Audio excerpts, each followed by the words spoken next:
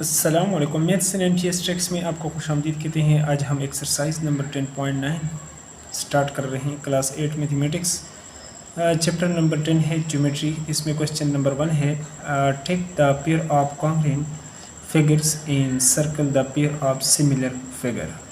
आपके पास जो कॉन्ग्रुएंट फिगर्स होते हैं वो क्या होते हैं और सिमिलर फिगर क्या होते हैं। तो यहाँ पर take the pair of congruent figure. अब इन दोनों में आप देखेंगे, इन दोनों शेप्स में कि यहाँ पर कॉन्ग्रुएंट कौन सा है। कॉन्ग्रुएंट ऐसा शेप जिसका यानी शेप और साइज़ दोनों एक जैसे हों, यानी एंगल्स भी आपके पास इक्वल्स हैं और साइड भी आपके पास इक्वल्स हैं। तो इस पर हम कर लेते हैं टिक। जबकि इस फिगर को आप देखेंगे कि सिमिलर फिगर में क्या होता है। आया शेप्स तो आपके पास ये सेम है। अगर ये 1 2 3 4 5 6 यानी हेक्सागान है, ये अगर 5 कोने हो तो पेंटागान होता है। तो अगर ये हेक्सागान है, ये भी हेक्सागान है। शेप्स तो आपके पास सेम है, लेकिन साइज़ ये बड़ा है और ये छोटा है, तो इसलिए इसको हम कहते हैं सिमिलर फिगर। और इसको हम सर्कल कर लेते हैं।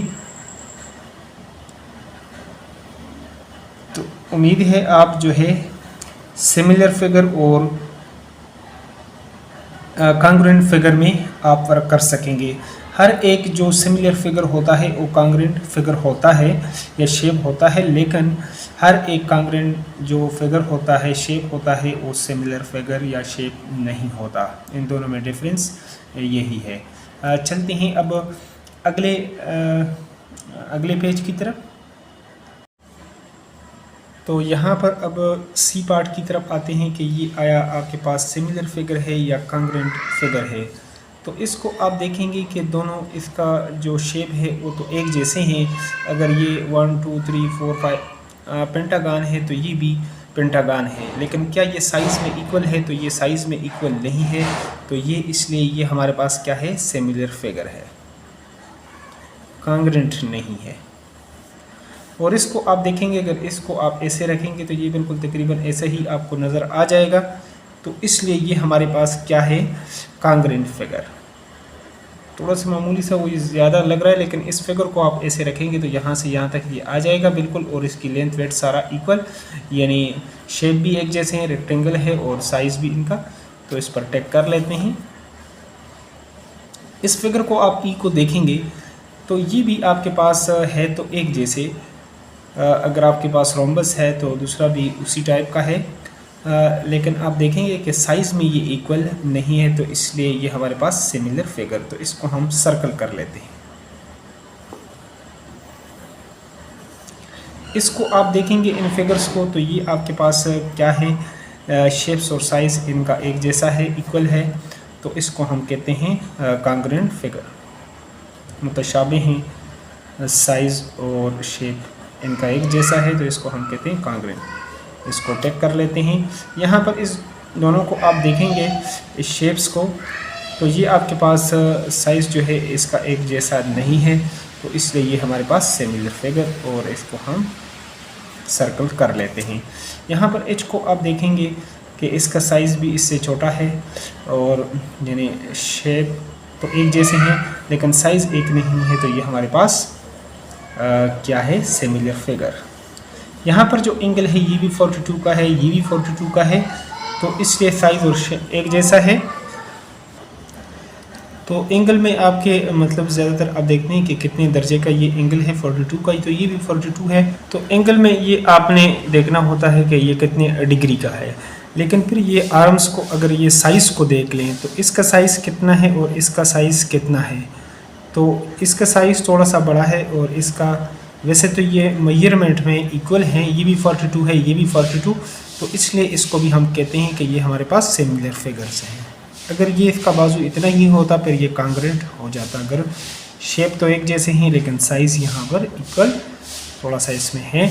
तो आगे आप देखेंगे कि ये आपके पास एक लाइन है 4 सेंटीमीटर का, और ये भी आपके पास 4 सेंटीमीटर का। तो ये दोनों हमारे पास क्या है, ये इक्वल है शेप्स और इसका साइज़ भी। तो इसलिए इसको हम कहते हैं कॉन्ग्रुएंट फिगर। तो इसको मैं टिक कर लेता हूँ। अब दूसरे क्वेश्चंस की तरफ चलते हैं, क्वेश्चन नंबर 2 की तरफ, और इसको भी सॉल्व कर लेते हैं। तो क्वेश्चन नंबर 2 को रीड कर लेते हैं। तो क्वेश्चन नंबर 2 में आप देखें कि apply properties of similar figure and check the triangles are similar or not. ये आपने बताना है कि ये जो फिगर्स हैं आपके पास सिमिलर है या नहीं है इनकी प्रॉपर्टी की मदद से। तो चलो इसको 1 बाय 1 सॉल्व कर लेते हैं यहाँ पर। तो सिमिलर फिगर के लिए हम जो करस्पॉन्डिंग जो साइड्स होते हैं उसका रेशो लेते होते हैं।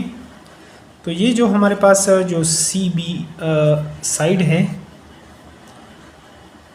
इसको हम डिवाइड कर लेते हैं जो करस्पॉन्डिंग जो साइड है एफ ई के ऊपर। तो इससे आप देखेंगे और ये जो साइड्स हैं दूसरा उसको भी कर लेते हैं। पहले ये हमारे पास 72 है और ये आपके पास 24 है।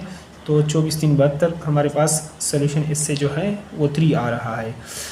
इस तरह इसका जो नेक्स्ट साइड है उसको भी कर लेते हैं। ए बी जो साइड डिवाइडेड बाय जो इसका करस्पॉन्डिंग जो साइड है एफ डी या D F B F.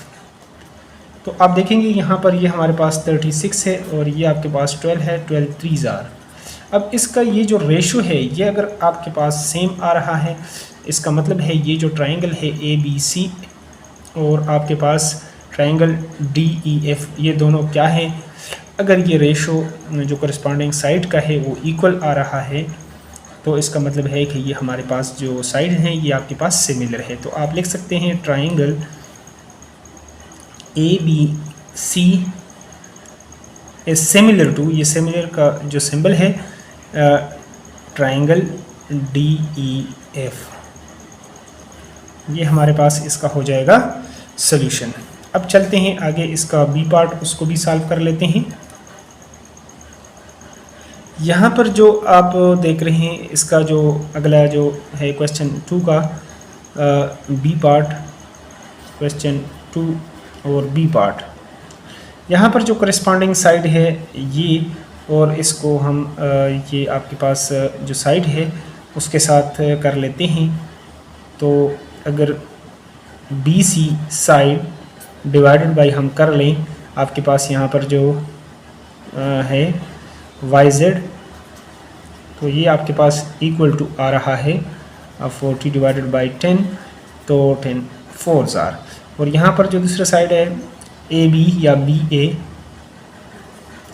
A B divided by इसको एक्स जेड एक्स जी, तो आपके पास ये आपके पास 20 है और ये आपके पास 5 है तो ये भी 4। इसका जो करस्पॉन्डिंग साइड का हमने देखा रेशो वो आपके पास इक्वल है, तो लिहाजा ये जो दोनों ट्राइंगल है triangle A B C is similar to triangle X Y Z. इस तरह आप इसको लिख सकते हैं और यही हमारे पास इसका हो जाएगा सॉल्यूशन। तो नेक्स्ट एक्सरसाइज की वीडियो हासिल करने के लिए अगर आप चैनल पर नए हैं तो चैनल को लाजमी सब्सक्राइब करें और वीडियो से अगर हेल्प मिलती है तो वीडियो को लाइक भी किया करें। बाकी अगर आपको किसी और यानी क्लास 7 क्लास 6 में कहीं पर अगर प्रॉब्लम हो तो आप कमेंट कर सकते हैं या फिर सीधे कोई भी आप टॉपिक लिखेंगे तो इंशाल्लाह हमारी कोशिश होगी कि उस पर हम वीडियो बना लें। Thanks for watching the video.